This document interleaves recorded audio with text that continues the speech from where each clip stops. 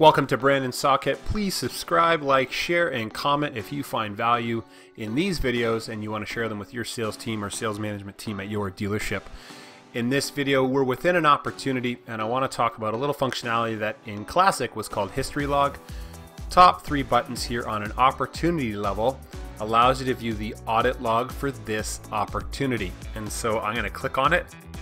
It's a little tough to read at times, but essentially it's saying, here's the first interaction, the first audit, and what did we change? Sales manager, res code, source. So we basically went from status from blank to unqualified, source to fresh up, vehicle to new vehicle, and assigned to from blank to myself.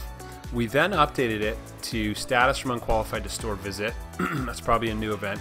And then we looked at BDC assigned from 0 to none. So I made some edits or whatnot, or something that happens automatically.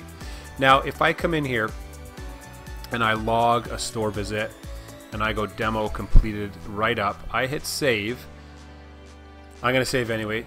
It doesn't necessarily give you that. I'm on the same day, minutes away from changing and updating stuff. So now if I click on view audit log, it shows that I changed the status from store visit to write up. So where does this become handy for a dealership?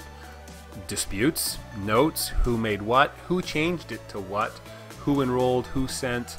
A lot of different functionality that will allow you to see exactly what's going on within that opportunity. So I don't think anything happens when you send an email. It doesn't say who sent one, but it's typically used for updating the opportunity. So let's go DealerSocket email, and we're going to go send.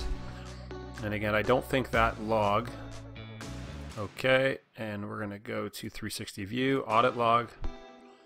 Nope, nothing happens when you send an email. That goes into 360 view, which is in a previous video. So if you're a sales manager or even a salesperson, you want to kind of see who reassigned it from who to who. That's a big one, right? So let's change it from Brandon to Adam Mayer. Click save. Once again, when we go to that audit log, you can see who changed what. ND9 B Alexander changed it from that person to that person. So again, we'll solve some disputes and you can figure out who's doing what to that exact opportunity. I'm going to change it back to Brandon. It will then update that audit log again. So hopefully you find some value. Don't forget to like, share, comment, and subscribe, and we'll see you soon.